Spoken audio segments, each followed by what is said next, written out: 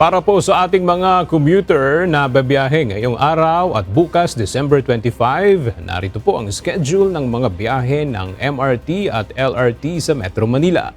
Ngayong araw ang last trip po ng biyahe ng tren ng LRT1 mula sa Dr. Santos Station sa Parañaque ay 8 p.m.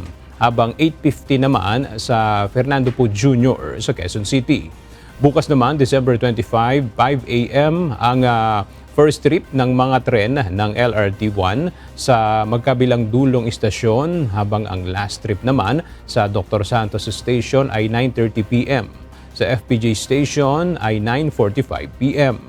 Ang LRT2 ngayong December 24, 8 p.m. ang last trip sa Antipolo Station habang 8:30 p.m. naman sa Recto Station.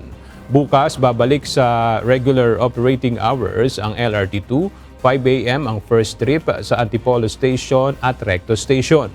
Habang ang last trip naman sa Antipolo Station ay 9 p.m. at 9:30 p.m. sa Recto Station. Ang MRT3 naman, ang last trip ng biyahe ngayong araw sa North Avenue Station ay 7:45 p.m. Habang sa Taft Avenue naman, 8:23 p.m.